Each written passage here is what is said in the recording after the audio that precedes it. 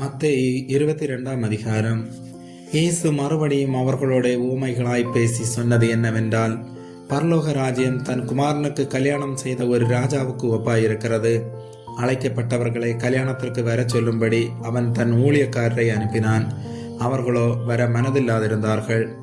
அப்பொழுது அவன் வேறு ஊழியக்காரரை அழைத்து, நீங்கள் போய், இதோ என் விருந்தை ஆயத்தம் பண்ணினேன், என் எருதுகளும் கொளுத்த ஜந்துக்களும் அடிக்கப்பட்டது, எல்லாம் ஆயத்தமாயிருக்கிறது, கல்யாணத்துக்கு வாருங்கள் என்று அழைக்கப்பட்டவர்களுக்கு சொல்லுங்கள் என்று அனுப்பினான்.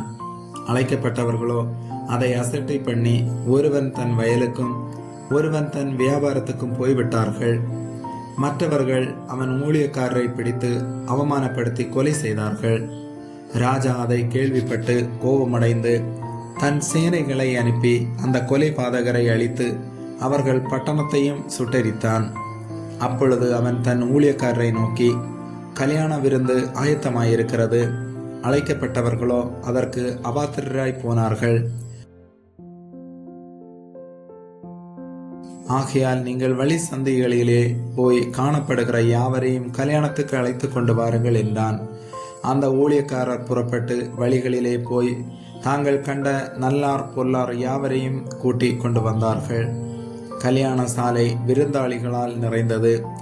விருந்தாளிகளை பார்க்கும்படி ராஜா உள்ளே பிரவேசித்த போது கல்யாண வஸ்திரம் தரித்திராத ஒரு மனுஷனை அங்கே கண்டு, சிநேகிதனே, நீ கல்யாண வஸ்திரம் இல்லாதவனாய் இங்கே எப்படி வந்தாய் என்று கேட்டான்.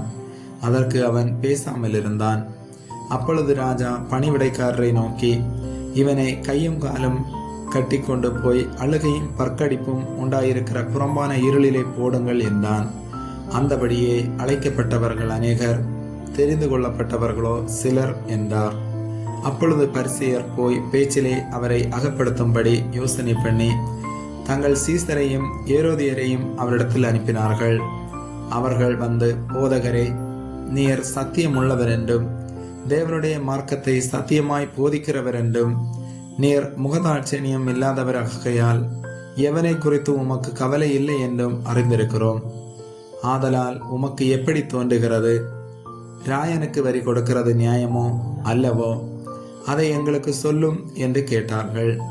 இயேசு அவர்கள் துர்க்குணத்தை அறிந்து, மாயக்காரரே, நீங்கள் என்னை ஏன் சோதிக்கிறீர்கள்? வரிக்காசை எனக்கு காண்பியுங்கள் என்றார். அவர்கள் ஒரு பணத்தை அவரிடத்தில் கொண்டு வந்தார்கள். அப்பொழுது அவர், இந்த சுரூபமும் மேலெழுத்தும் யாருடையது என்று கேட்டார். ராயனுடையது என்றார்கள். அதற்கு அவர், அப்படியானால் ராயனுடையதை ராயனுக்கும் தேவனுடையதை தேவனுக்கும் செலுத்துங்கள் என்றார். அவர்கள் அதை கேட்டு ஆச்சரியப்பட்டு அவரை விட்டு போய்விட்டார்கள். உயிர்த்தெழுதல் இல்லை என்று சாதிக்கிற சதுசேயர் அன்றைய தினம் அவரிடத்தில் வந்து, போதகரே, ஒருவன் சந்தானம் இல்லாமல் இறந்து போனால் அவனுடைய சகோதரன் அவன் மனைவியை விவாகம் பண்ணி தன் சகோதரனுக்கு சந்தானம் உண்டாக்க வேண்டும் என்று மோசே சொன்னாரே. எங்களுக்குள்ளே சகோதரர் 7 பேர் இருந்தார்கள். மூத்தவன் விவாகம் பண்ணி மரித்து சந்தானம் இல்லாததினால் தன் மனைவியை தன் சகோதரனுக்கு விட்டு போனான். அப்படியே 2ஆம் 3ஆம் சகோதரன் முதல் 7ஆம் சகோதரன் வரைக்கும் செய்தார்கள். எல்லாருக்கும் பின்பு அந்த ஸ்திரீயும் இறந்து போனாள். ஆகையால் உயிர்த்தெழுதலில் 7 பேரில் எவனுக்கு அவள் மனைவியாயிருப்பாள்? அவர்கள் எல்லாரும் அவளை விவாகம் பண்ணி இருந்தார்களே என்று கேட்டார்கள். இயேசு அவர்களுக்கு பிரதியுத்தரமாக, நீங்கள் வேத வாக்கியங்களையும் தேவனுடைய வல்லமையும் அறியாமல் தப்பான எண்ணம் கொள்ளுகிறீர்கள். உயிர்த்தெழுதலில் கொள்வனையும் கொடுப்பனையும் இல்லை. அவர்கள் பரலோகத்திலே தேவதூதரை போல் இருப்பார்கள். மேலும் மரித்தோர் உயிர்த்தெழுதலை பற்றி, நான் ஆபிரகாமின் தேவனும் ஈசாக்கின் தேவனும் யாக்கோபின் தேவனுமாயிருக்கிறேன் என்று தேவனால் உங்களுக்கு உரைக்கப்பட்டிருக்கிறதை நீங்கள் வாசிக்கவில்லையா? தேவன் மரித்தோருக்கு தேவனாயிராமல் ஜீவனுள்ளோருக்கு தேவனாயிருக்கிறார் என்றார். ஜனங்கள் இதை கேட்டு அவருடைய போதகத்தை குறித்து ஆச்சரியப்பட்டார்கள். அவர் சதுசேயரை வாயடைத்தார் என்று பரிசேயர் கேள்விப்பட்டு அவரிடத்தில் கூடி வந்தார்கள். அவர்களில் நியாய சாஸ்திரி ஒருவன் அவரை சோதிக்கும்படி, போதகரே, நியாய பிரமாணத்திலே எந்த கற்பனை பிரதானமானது என்று கேட்டான். இயேசு அவனை நோக்கி, உன் தேவனாகிய கர்த்தரிடத்தில் உன் முழு இருதயத்தோடும் உன் முழு ஆத்மாவோடும் உன் முழு மனதோடும் அன்பு கூறுவாயாக.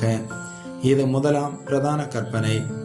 இதற்கு ஒப்பாயிருக்கிற இரண்டாம் கற்பனை என்னவென்றால், உன்னிடத்தில் நீ அன்பு கூறுவது போல பிறனிடத்திலும் அன்பு கூறுவாயாக என்பதே.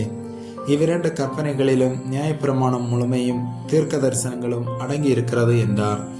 பரிசேயர் கூடியிருக்கையில் இயேசு அவர்களை நோக்கி, கிறிஸ்துவை குறித்து நீங்கள் என்ன நினைக்கிறீர்கள்? அவர் யாருடைய குமாரன் என்று கேட்டார். அவர் தாவீதின் குமாரன் என்றார்கள். அதற்கு அவர், அப்படியானால் தாவீது பரிசுத்த ஆவியினாலே அவரை ஆண்டவர் என்று சொல்லியிருக்கிறது எப்படி? நான் உம்முடைய சத்துருக்களை உமக்கு பாதப்படியாக்கி போடும் வரைக்கும் நீர் என்னுடைய வலது வரிசத்தில் உட்காரும் என்று கர்த்தர் என் ஆண்டவரோட சொன்னார் என்று சொல்லியிருக்கிறானே. தாவீது அவரை ஆண்டவர் என்று சொல்லியிருக்க அவனுக்கு அவர் குமாரனாய் இருப்பது எப்படி என்றார். அதற்கு மாறுதரமாக ஒருவனும் அவருக்கு ஒரு வார்த்தையும் சொல்லக்கூடாதிருந்தது. அன்று முதல் ஒருவனும் அவரிடத்தில் கேள்வி கேட்க துணியவில்லை. ஆமேன்.